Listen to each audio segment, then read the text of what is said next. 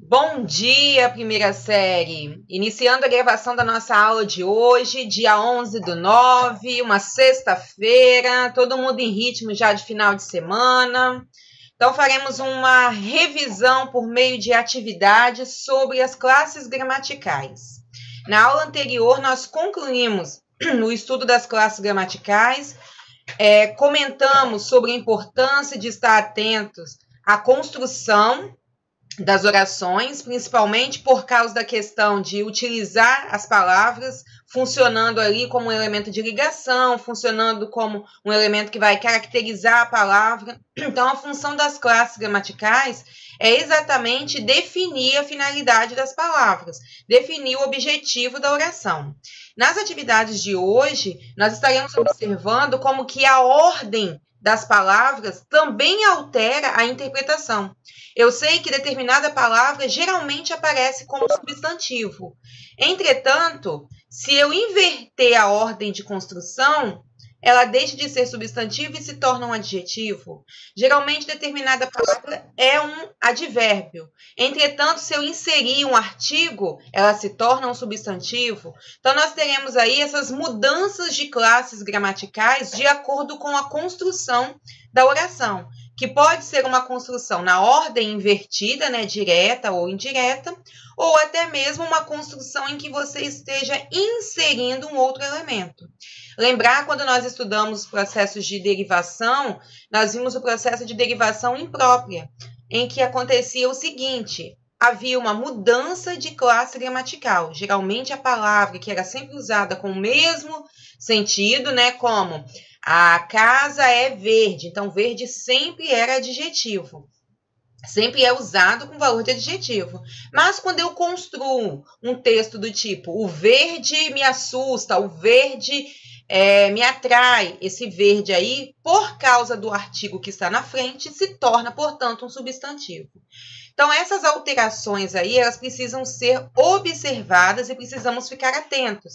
Porque na hora que você vai fazer aquela análise morfológica, você tem alteração, sim, na classificação dessas palavras. Então, lá na página 13, nós temos uma questão que chama atenção exatamente para isso aí. Nós temos um textinho que diz assim, ó, é um texto retirado aí de uma entrevista, né, falando sobre um adjetivo para fina estampa, e ele diz assim: leia o excerto a seguir, que se refere à classe gramatical dos adjetivos. Eu projetei até os textinhos aqui, porque caso alguém esteja sem o caderno de atividades, dá para acompanhar. A anteposição ou posposição de adjetivos aos substantivos implica mudança de significado. É conhecida nas escolas a frase: Rui Barbosa foi um grande homem, mas não um homem grande. A anteposição do adjetivo grande expressa o significado de escritor famoso, erudito. Já a posposição dele indica a estatura do homem, pois ele media 1,5 m. Então, a primeira coisa que nós observamos aqui é que a mudança na construção já alterou também a questão da interpretação, da semântica. Então, um grande homem, né, uma pessoa famosa, uma pessoa que merece respeito, merece reconhecimento. Homem grande, um homem de estatura grande, né, de tamanho grande. A significação ela é alterada como com o adjetivo bom e boa em bom professor. Esse bom que aparece antes do substantivo classifica o professor como um professor competente. Ele é um bom professor. Versus professor bom. Aí ele é um professor bonzinho, então ele é um professor bondoso.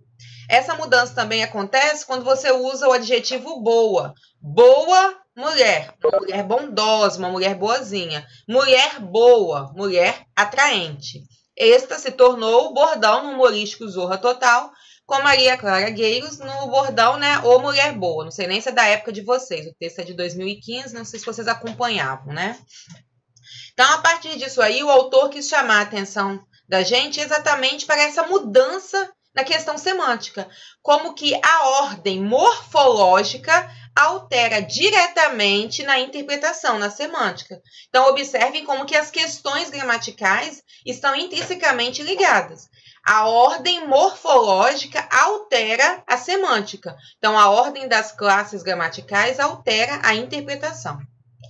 Qual a diferença de sentido entre as expressões a seguir? Eu tenho um budista japonês e um japonês budista. No primeiro, eu tenho um budista japonês. Eu tenho um budista que é de nacionalidade japonesa. Então, foi isso que foi descrito, que foi demonstrado ali, um budista japonês. Eu tenho um budista que é de nacionalidade japonesa. No segundo, um japonês budista. Eu tenho um japonês que é adepto do budista. A princípio, parece até a mesma coisa, né? Porque é um budista, né? Uma pessoa que pratica a religião, que pratica a religião budista e que é de nacionalidade japonesa.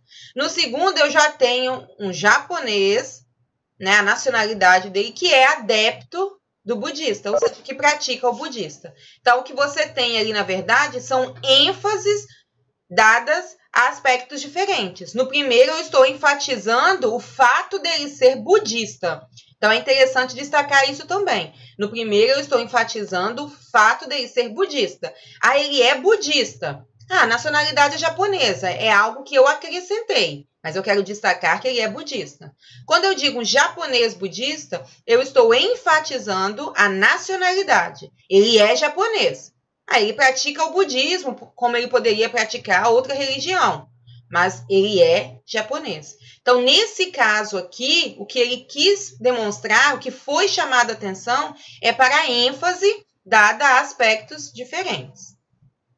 Um senhor artista e um artista senhor. Nesse caso aqui, eu já tenho uma mudança total na interpretação. Porque quando eu digo que ele é um senhor artista, eu estou enfatizando que ele é um artista reconhecido, admirável, um excelente profissional, alguém que merece destaque, merece respeito. Então, ele é um senhor artista. Ah, é uma senhora musicista. Ah, é um senhor ator, é uma senhora artista. Então, eu estou enfatizando essa ideia de senhor ou senhora, demonstra o poder, a importância. Quando eu digo que é um artista senhor, eu estou definindo que ele é um artista, mas uma pessoa de idade. O senhor que apareceu aí já foi utilizado com a questão de demonstrar que é uma pessoa mais velha. Então, observem, ou primeira série, que nos dois exemplos dados, nós temos apenas a alteração na ordem, né, da transposição aí dos elementos, vamos dizer assim. No primeiro caso, fica bem nítido para a gente que o objetivo é apenas enfatizar aspectos diferentes. Porque tanto o fato dele ser um budista japonês budista está chamando a atenção para a nacionalidade, para a religião que é praticada. No segundo exemplo, né, nós já temos uma mudança total. Não é só uma questão de ênfase, é uma questão de mudança mesmo. Então, eu tenho um artista admirável e eu tenho um artista idoso, uma pessoa que é artista, mas já tem uma idade mais avançada. Ficou claro, pessoal, isso aí? Então, observar a ordem, né, dos elementos na organização da frase, na organização do texto, precisa ser observada porque ela pode indicar apenas uma questão de ênfase dada a elementos diferentes ou uma questão na mudança mesmo da interpretação, na questão semântica. A expressão velho amigo, ela pode ser ambígua, se não levarmos em conta o contexto. Justifique. Quando ouvimos a expressão, ele é um velho amigo. Se você não tem um contexto, uma conversa já iniciada ou algo para te direcionar, você pode ter interpretações diferentes. Até porque a ideia de velho, ela pode ser classificada só se nós tivermos só a palavra velho. Pode indicar velho de idade, então idoso, velho pode ser sinônimo de idoso, e aí no caso é um substantivo. Como velho pode estar caracterizando um substantivo, e aí seria um adjetivo. Então, quando eu ouço só a palavra velho, eu penso o quê? Velho de idoso ou velho de característica? Então, fica essa interrogação. Por causa dessas duas possibilidades, você tem a questão da ambiguidade. Então, quando você ouve um velho amigo, pode ser um amigo de longas datas, um velho amigo, um velho conhecido, né, um amigo de muito tempo. Ou um velho, um idoso, que é uma pessoa amiga. Um idoso que é cortês, que distribui amizade, que demonstra ter amizade por outras pessoas. Deixa eu só ler aqui, vou colocar aqui no bate-papo. Ok, Arthur. Certo, pessoal? Então, é bom estar atentos para isso aí também quando nós tivermos uma palavra deslocada de um contexto, como aconteceu aqui. Se eu tenho só a ideia do velho, eu posso ter velho funcionando como substantivo e como adjetivo. Alguma pergunta até aqui? Alguma dúvida? Tudo ok? Posso dar continuidade?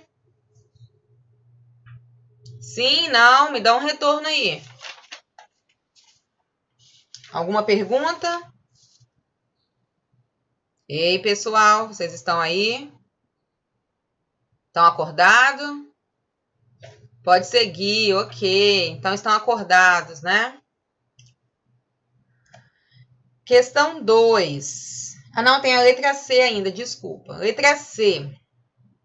Em qual dos pares a seguir, a mudança de ordem, ela altera mais significativamente o sentido?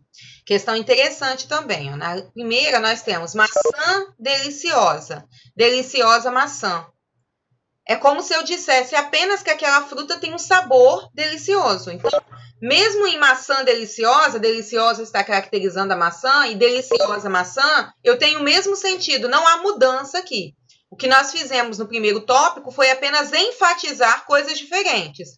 No primeiro, eu enfatizei a maçã, e no segundo, o fato dela ser deliciosa. Então, nesse primeiro exemplo, eu só tive a demonstração de ênfase e aspectos diferentes. Piratas, perversos. Perversos, piratas. Piratas, maldosos, né? Maldosos, piratas. Também não modificou aí pra gente a interpretação. Apenas a ênfase no primeiro dado aos piratas e no segundo ao fato de serem perversos. Fria, manhã. Manhã, fria.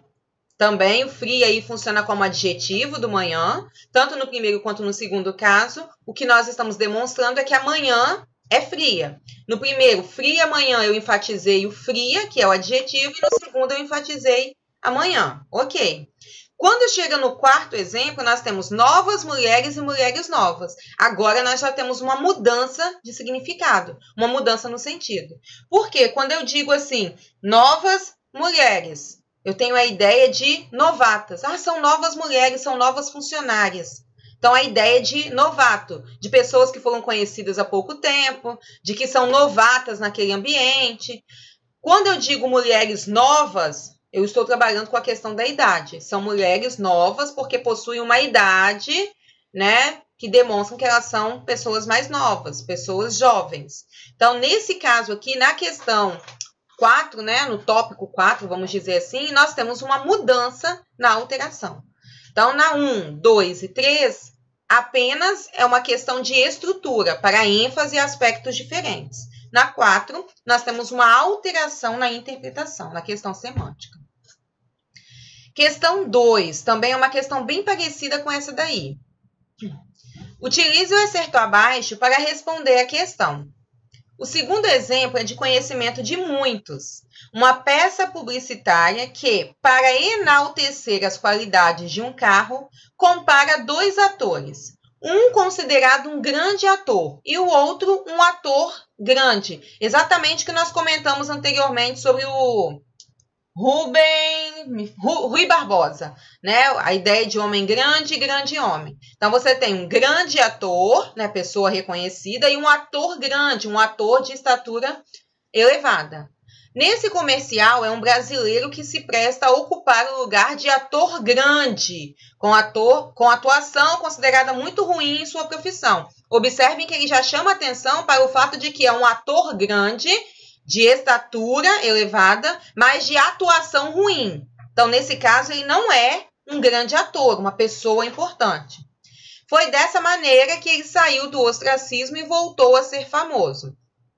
Muitos jovens enalteceram a coragem do moço, sua beleza, o dinheiro que ele ganhou para fazer parte dessa campanha. Então é só um comentário aí da propaganda, né, da campanha, da peça publicitária, mostrando como que uma pessoa que não era um grande ator, uma pessoa que não era boa no papel que desempenhava, no papel de ator, mas era um ator grande, tinha uma estatura que chamava atenção, conseguiu inverter o jogo. Pelo fato de ser grande, tornou-se também um grande ator. Então é exatamente essa brincadeira aí que a autora, né, a Roseli Saião, quis fazer. Ela trabalhou com essa questão da troca aí de elementos para chamar atenção para o fato de que o ator que era grande tornou-se, portanto, um grande ator. É o que nós chamamos de trocadilhos. No excerto acima, ao fazer um jogo de palavras com ator grande e grande ator, a autora produz efeitos diferentes, né? Diferentes efeitos de sentido. A alteração da ordem das palavras só não produz mudanças de sentido em. Então, vamos lá. Quando eu tenho pobre homem e eu tenho homem pobre, há alteração de sentido? Pobre homem é a ideia do coitadinho, né? Pobre homem, coitado desse homem. Então, quando você tem pobre homem, você tem a ideia de uma pessoa que precisa de ajuda. Quando você tem a expressão homem pobre, você já está trabalhando com a questão financeira. Homem sem recursos. Então, na letra A, há mudança sim, sofre alteração semântica.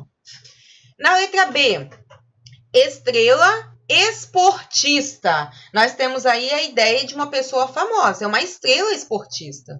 É alguém que é famoso. É uma estrela do esporte, é um famoso do ramo do esporte. Esportista, estrela. É alguém que é esportista e quer ser estrela, quer se aparecer, quer chamar a atenção. Ah, fulano é estrela, ou seja, gosta de fazer tudo para chamar a atenção. Então, nesse caso, eu também tenho alteração de sentido. Ele já é uma pessoa famosa, então ele é uma estrela esportista. Ele quer ficar famoso, ele quer ser reconhecido o tempo todo. Então, ele é um esportista estrela. Na letra C, eu tenho a ideia de poesia simples, ou seja, poesia simplista. Essa é a ideia. Poesia simples, é uma poesia simplista, de fácil interpretação. Simples poesia. Invertendo, é a ideia de ser algo que é fácil de ser feito. É uma simples poesia. Quando eu digo assim, é um simples dever, é um simples trabalho, é algo fácil de ser feito. Tem significados diferentes também. Poesia simples é uma poesia de fácil interpretação. Simples poesia é uma poesia que é feita facilmente, que não tem muitos recursos, que não segue muitos padrões. Novo modelo e modelo novo. Nesse caso, você não tem alteração. Ele é um novo modelo, é algo que é novo, fazendo parte daquele modelo, por exemplo, um novo modelo de carro. Então, é novo o modelo que foi apresentado e o modelo novo é um modelo que continua novo. Então, nesse caso aqui na letra D, a alteração, ela apenas enfatiza elementos diferentes. Homem, algum e algum homem. Essa daqui é até interessante porque você fica pensando, né? Homem algum e algum homem. Quando você diz homem algum chegou, é a ideia de nenhum. Homem algum compareceu, nenhum. Quando você diz algum homem, agora você já está dizendo sobre alguém. É interessante porque um dá a ideia de ausência e outro dá a ideia de presença. Então, homem algum compareceu, ninguém, nenhum. Algum homem compareceu, alguém apareceu, alguém compareceu. Pessoal, está dando para acompanhar? Estão entendendo essas questões? As questões 1 e 2 estão trabalhando exatamente com essa ordem aí da construção textual. Está dando para acompanhar? Está tudo ok? Beleza, então. Prosseguindo aí. Questão 3. A questão 3 é uma questão de análise de um anúncio publicitário. Não sei se vocês já começaram esse conteúdo nas aulas de redação, mas essa apostila 3 ela traz bastante análise dos anúncios publicitários, que é o tema em discussão nessa apostila.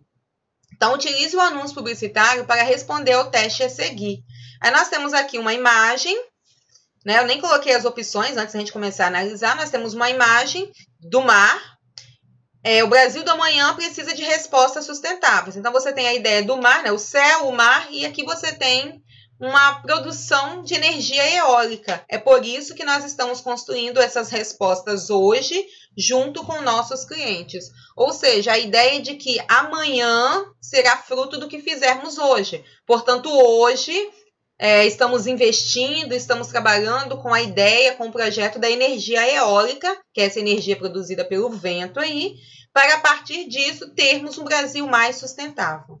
Então, no anúncio publicitário, a relação estabelecida entre texto verbal e texto não verbal ocorre, respectivamente, por meio da associação entre.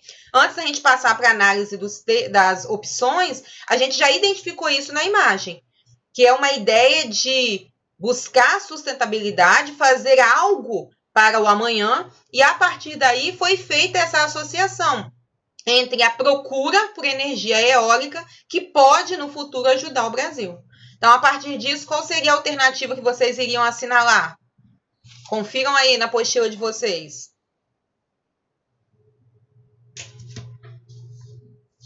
O que vocês iriam marcar aí como resposta correta? Que associação pode ser feita? Não sei se é o meu chat que está demorando para dar uma resposta, para trazer um retorno aqui. Já o que, Gustavo? Está demorando para trazer respostas. A resposta aqui seria a letra A, porque deixa bem claro o que a gente comentou.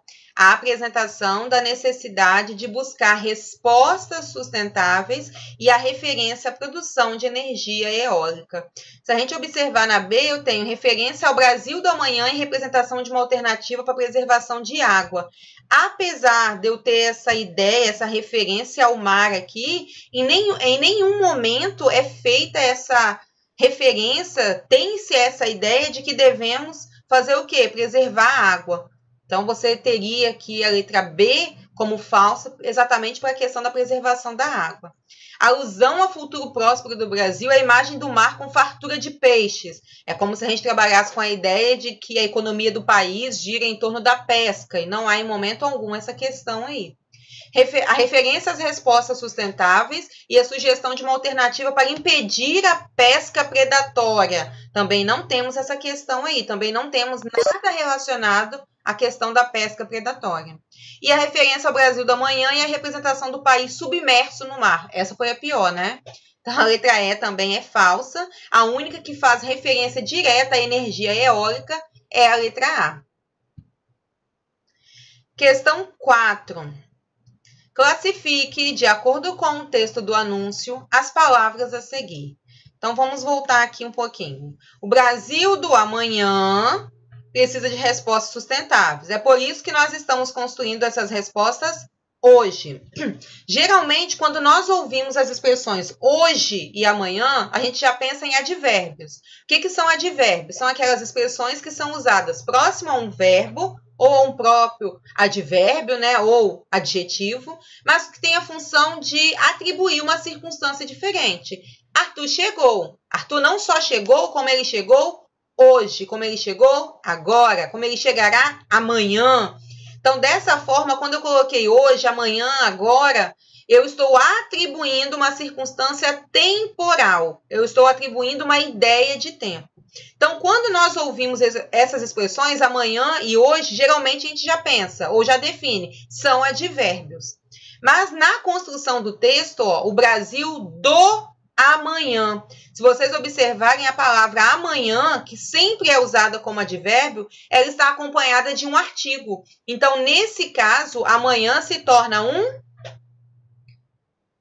E aí, se eu tenho acompanhamento de um artigo, significa que a palavra é um substantivo. Então, esse substantivo aí determina para a gente um elemento, algo que foi nomeado, e não uma ideia temporal. Quando eu tenho respostas hoje, agora sim, esse hoje está sendo utilizado, né? Nós estamos construindo as respostas hoje. Então, esse hoje está sendo utilizado para modificar o sentido do verbo construindo. Então, está atribuindo uma questão temporal. Então, retomando aqui, amanhã funciona como um substantivo, porque está acompanhado do artigo, e hoje funciona como advérbio, modificando a forma verbal, construindo. Ok, hein? Passando. Questão 5. Outra questão que trabalha com a ideia aí de que a mesma palavra, ela pode funcionar como classes gramaticais diferentes, ela pode funcionar com sentidos morfológicos diferentes. Como dizia Gilberto Gil, o melhor lugar do mundo é aqui e agora. Todo mundo sabe exatamente o que isso significa, aqui e agora. Mas se pararmos para pensar sobre o assunto, descobrimos que nenhum dos dois existe, ao menos de forma concreta.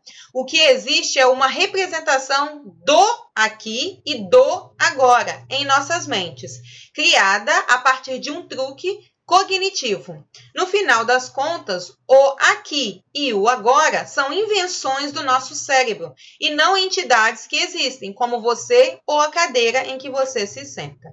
É uma brincadeira e uma reflexão com a ideia do tempo, né, do aqui e do agora, mas observem que lá na primeira linha e na segunda, né, são versos, são linhas, porque não é um poema. Então, lá na primeira linha, aqui e agora. E na segunda, aqui e agora, eu tenho uma ideia temporal. O melhor do mundo é onde? É aqui e agora. Então, nesse caso, eu tenho uma ideia de tempo e de lugar. Aqui, tempo. Agora. Desculpa, aqui, lugar. Agora, tempo. Então, você tem uma ideia de advérbio. Depois você tem significa aqui, lugar. Agora, tempo. Então, você tem advérbio no 1 e no 2, no 3 e no 4. Ficou bem nítido para a gente, não é verdade? Você tem essa ideia de circunstância, lugar e tempo. Quando você tem lá na quarta linha e na quinta linha, o que existe é uma representação do aqui, do agora. Observem que o aqui e o agora estão acompanhados de artigos. Então, você tem o aqui, o agora. Por causa desse artigo que aparece aqui no 5 e no 6 e que é repetido lá no exemplo 7 e 8, né? O aqui e o agora, nós não temos mais advérbios, nós temos, portanto, substantivos. Então, nós temos aqui a mudança de classe gramatical. Enquanto nas linhas 1 e 2 eu quis demonstrar uma ideia de lugar e de tempo, nas linhas 4 e 5, eu quis delimitar um espaço. O aqui, né? Como se fosse o lugar, o ambiente, o espaço. O agora, o dia de hoje, o momento presente. Então, a presença aí do artigo modificou totalmente a classe gramatical, o sentido atribuído. Ok? Então, nos 4 primeiros nós temos advérbios e nos outros 4 nós temos substantivos. Questão 6. A questão 6, 7 e 8 são questões ligadas para um anúncio. E esse anúncio publicitário, na verdade, são 3 anúncios publicitários, trabalham exatamente com essa ideia de que eu quero chamar a atenção, portanto, eu vou utilizar recursos que atraiam o espectador, que atraiam o leitor. E esses recursos podem ser recursos imagéticos, né, voltados para essa questão do texto não verbal, ou podem ser recursos verbais, texto escrito, utilizando aí as palavras numa ordem direta, numa ordem indireta, numa inversão de ideias. Então, vamos lá. Utilize o excerto abaixo para responder a questão. Começando. O consumo e, consequentemente, a publicidade intensificaram-se muito nas últimas décadas. Anos atrás, a publicidade veiculada nas mídias era bem diferente.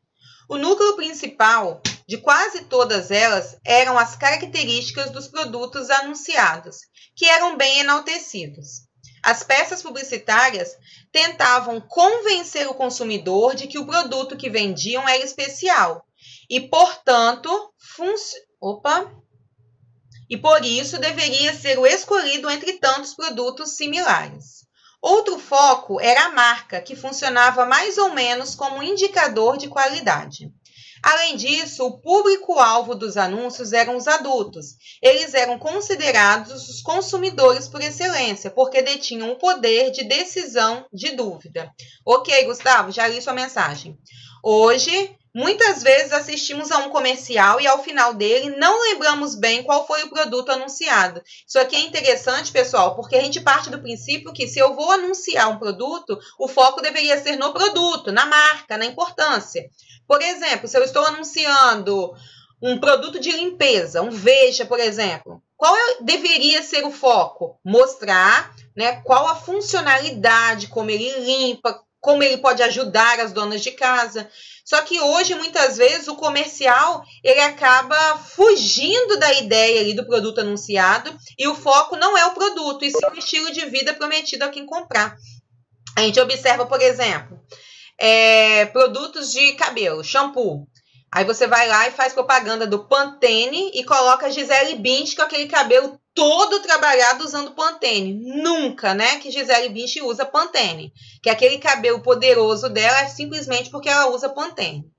Sem falar naquelas propagandas que a gente recebe no centro de Campo Grande para emagrecimento, né? O antes e o depois, que nunca é a mesma pessoa. O homem, por exemplo, ele emagrece e ganha até cabelo, né? Porque geralmente ele é careca e gordo. Depois de fazer o acompanhamento ali, ele acaba ganhando cabelo, né? Nasce cabelo e ele fica magrinho. Algumas propagandas ainda apelam para algo totalmente fora do que se está esperando. Quem conhece as propagandas de perfumes importados, né, como Dolce & Gabbana, Carolina Herrera, vai observar como que as propagandas apelam exatamente para a questão do envolvimento entre casais, para a questão do envolvimento amoroso. Tem uma propaganda que passa muito na TV paga, que me chama a atenção, que é uma propaganda da Lancôme, da marca de perfume. E ela começa assim, é uma moça que está sentada no alto de uma colina e ela sente uma fragrância e ela levanta, né? É como se o cheiro, o vento que bate nas folhas do campo ali levantasse aquele aroma. Então ela levanta e começa a observar o ambiente. Aí ela encontra um cavalo branco, ela corre, monta nesse cavalo. Não sei se vocês já viram essa propaganda. E ela começa a cavalgar por uma colina. De repente ela entra num universo paralelo, esse cavalo se transforma em um unicórnio e ela aparece vestida como uma princesa com uma roupa branca, cheia de diamantes, com uma coroa. Aí ela chega diante de um castelo, ela desce do cavalo e aí ela fala, né, aparece a frase, só Lancôme pode fazer isso por você. A propaganda é do perfume.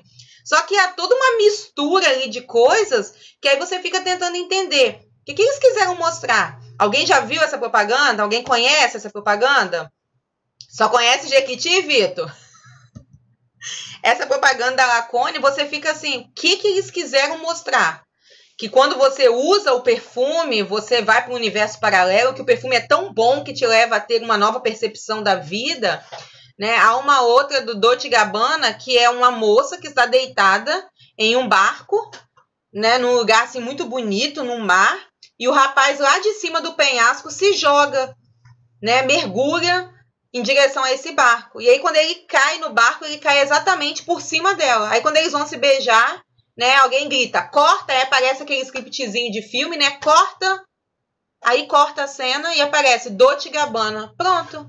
Só que são umas coisas assim tão sem sentido que você não consegue identificar qual é o propósito de colocar ali uma mulher de biquíni, um homem, né, chamando atenção para o fato de que ele vai pular de um penhasco. Então fica essa mistura aí de objetivos. E o que a autora quer demonstrar é exatamente isso, que hoje o foco das peças atuais não é mais o produto, e sim o estilo de vida. Hoje a gente vê muito apelação para o sexo feminino, né? Quer anunciar alguma coisa, coloca uma mulher de biquíni, coloca uma mulher numa roupa apertadinha, numa roupa decotada, porque o que chama atenção é mais a mulher do que o produto que está sendo vendido. E a partir dessa discussão que a autora colocou, a pergunta é, né, a proposta aqui, relacione os slogans dos anúncios publicitários a seguir ao conteúdo do excerto de Roseli Saião.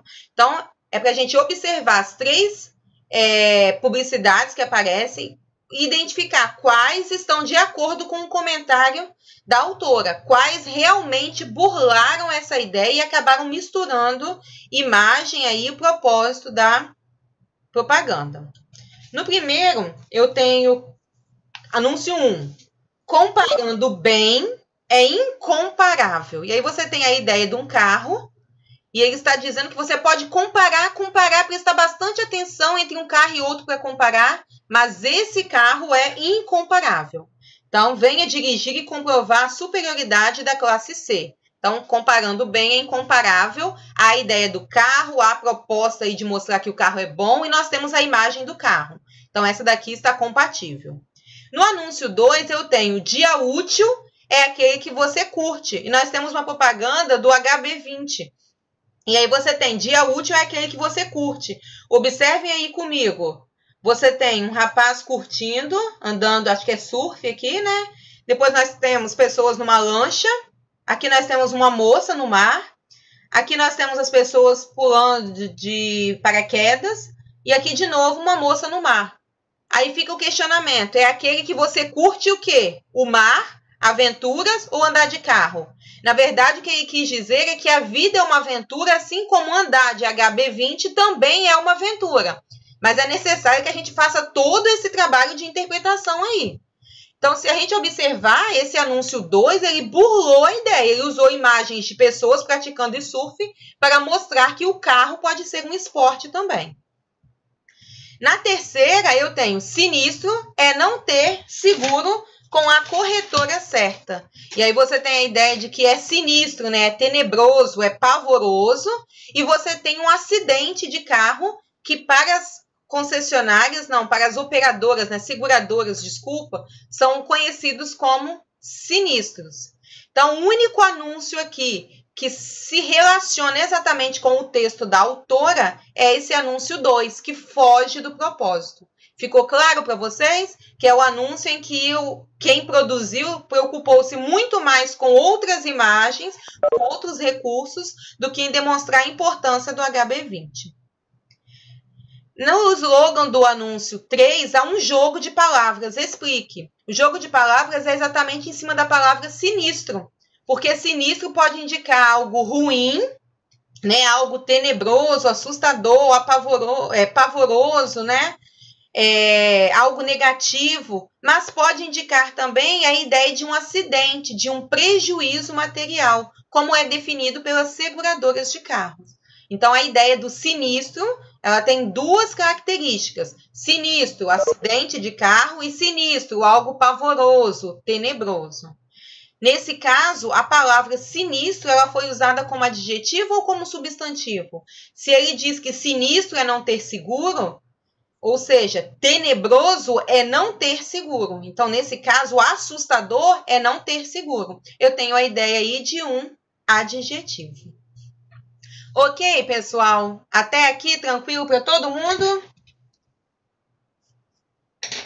Sim ou não? Aguardem só um momentinho, estarei finalizando.